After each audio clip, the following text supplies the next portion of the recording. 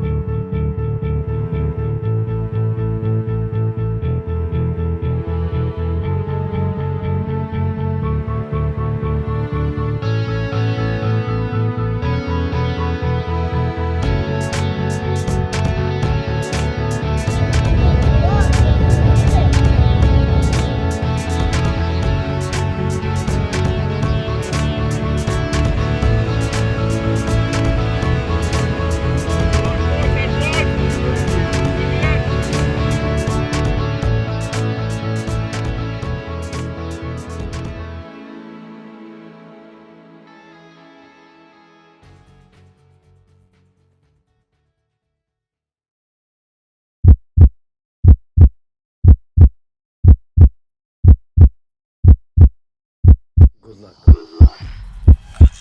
luck.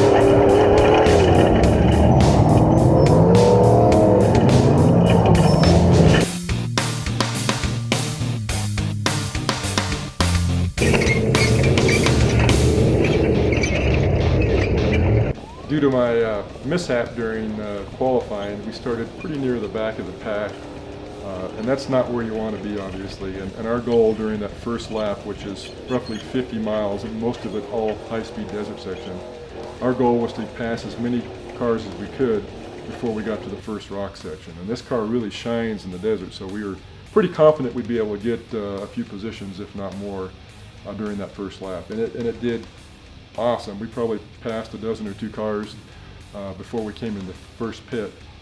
As we were pulling into the first pit, though, we noticed that the temperatures were starting to get a little hot. We let the crew know we were having some issues. They looked the best they could in the few seconds we were there, couldn't find anything, and they sent us out on our way. Unfortunately, before we even left the infield, it started sputtering and went into limp mode. And this is a no-chase race. And once you leave the pits, you're basically on your own. And even though I was within 100 feet of the pit, I couldn't turn around and go back to that pit. My only option if I wanted outside help was to go another 50 miles through every single rock course to the next pit. So once we left there, we thought, it's in limp mode. We'll just keep driving until it doesn't drive anymore. And at mile 55, it didn't drive anymore. It finally just died. So less than 5 miles after leaving pit 1 and less than 5 miles into lap 2, we thought our race was over. The car died. Greasy jumped out like a good co-driver does, popped the hood to see if he can figure out what was wrong, and only took him a few seconds to diagnose what the problem was. When we built Crispy, of course, we wanted to make it as much Jeep as possible. We even ran the entire factory core support and grill system. Unfortunately, that was the undoing. The factory brackets that hold the radiator on had broken loose, and the only thing holding the radiator on at that point was the upper and lower radiator hoses. That allowed the radiator to bounce around inside the engine compartment and beat itself to death. So at this point, we're done. We can't take outside help. The radiator's beat to death, but just in Poison Spyder fashion, we didn't give up. Larry, we can take the radiator out of Northridge.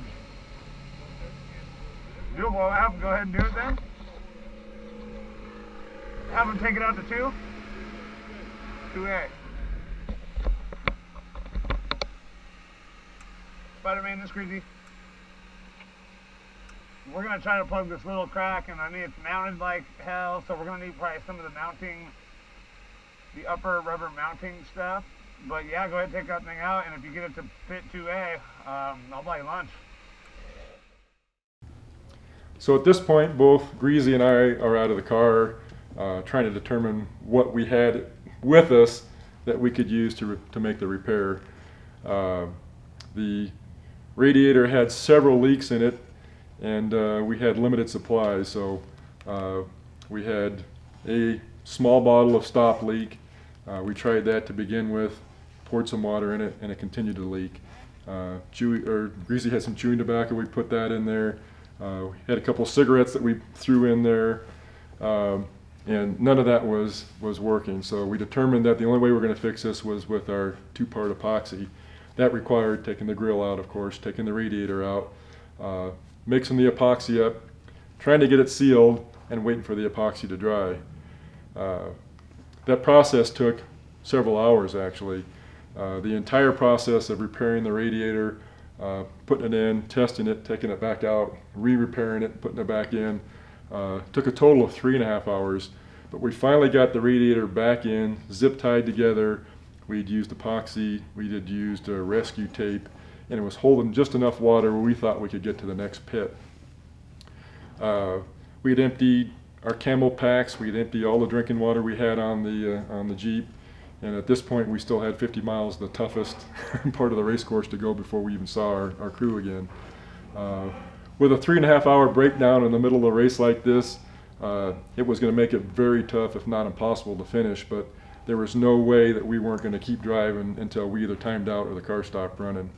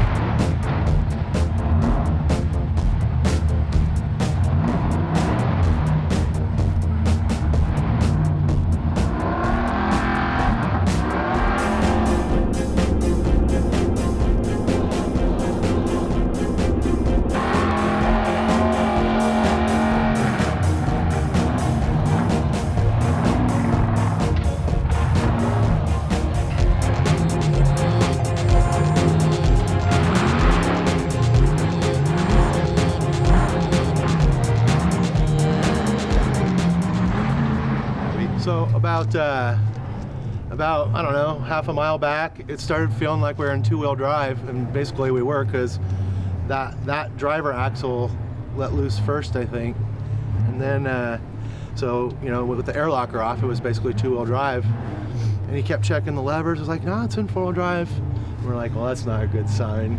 Right. And then we got to the rocks, and I saw my tire grabbing, and then the next set of rocks, they quit grabbing. And just, you know, we're probably, the CVs were really set up for the desert. They worked great in it, and we got to the rocks, and I don't think they were really large enough for what we needed. But man, we had such a great run in the desert. It was just picking them off one at a time, and everything felt really good. And we weren't driving over our heads. Nah. Just the car is really solid in the desert. Oh, it was trophy truck material. We hit a couple of big holes that were in the dust, and man, it popped through them like nothing. We never bottomed out. We were super fast, had a great time. It was just really a excellent run going until then. So we're gonna keep helping people spot through here. We'll spend the day just spotting people up and making sure people don't have problems trying to be good racers, so that it comes back to everybody someday. I'm gonna go help these guys.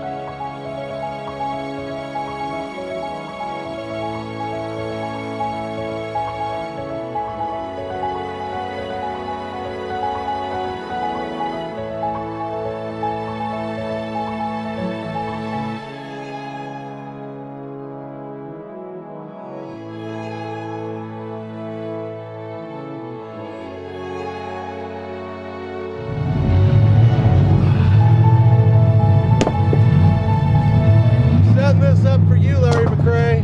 You owe me one.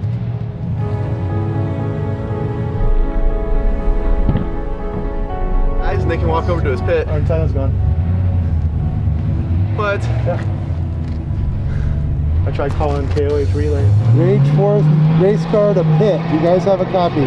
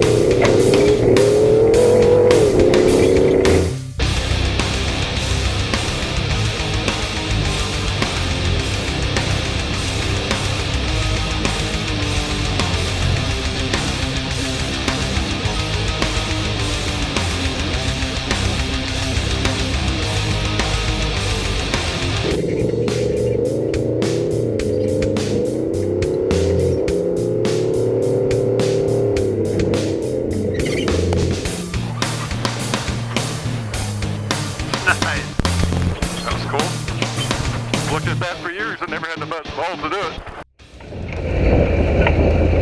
Any steering fluid? 1 quart. Okay. Thank you. Appreciate it.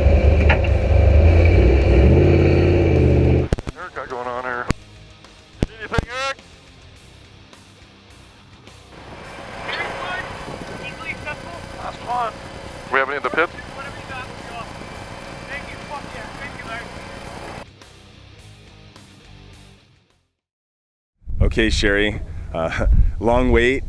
Now at least we know that he's back up and running again. Give everybody a little update on what's going on with Crispy. All right. Well, he came into the main pit after after the desert section, the first round, and they said that they didn't have brakes, and it was kind of hot. Julio was reaching around, and it wasn't hot around the radiator, so we knew something was kind of weird, but we weren't sure exactly what it was. So we sent him out, and he got 2 miles out of the main pit, and he said that the radiator had broke from its mound, and there was a leak. So they stopped. They were trying to figure out how to get the radiator back, figure out put some stuff in it to stop it from leaking. Yeah, some JB Weld fixed it up. Weld. They zip tied it back in place, and they took off, and it was still in limp mode. So I know that Larry, there was bottles of water inside the vehicle, and Larry had a camel pack, and so they put more water in it, and it took them a while to figure out, trying to reset the computer, what was it exactly, but it sounds like they were able to, get water back into it, and it stopped being in limp mode, and they could continue on. But, that was, I don't know, a couple hour ordeal or something. Well, they don't call it the toughest single day off-road race on the planet for nothing, right? Yeah, it's been a hard day so far. But we're still in it. We're still in it. Hey, that's racing, right?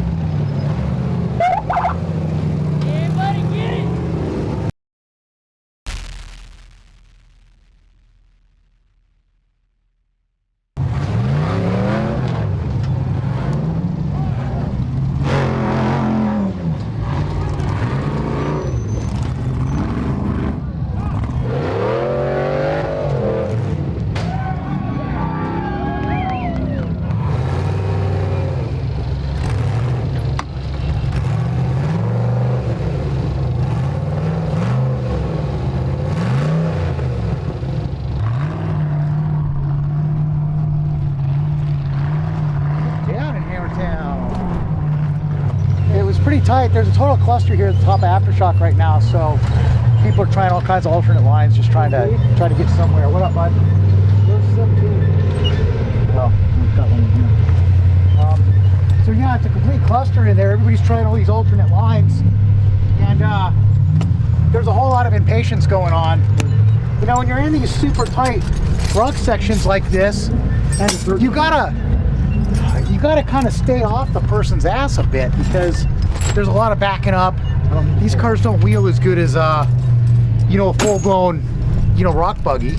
They're just long, they don't steer as good, so there's a whole lot of reversing you got to do. So anyway, had one guy on us that just kept on crawling right up our ass, and we're trying to get this alternate line. He ended up knocking us off our line right as we were getting up to get it, I think. And oh cool, there goes the Japanese guys. And then yeah, it just knocked us off, and we got wedged in and blew a berth up here. Lucky for us,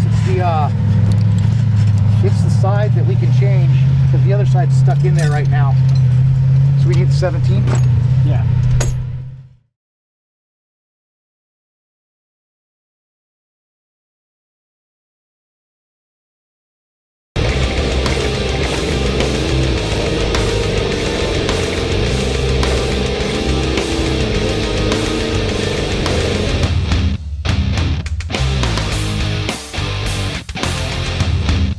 Got the lap, or pit 2A, the crew looked at it and said our fix was still holding, and that we still had all of our water, our temperatures looked good, so now we're back to race pace.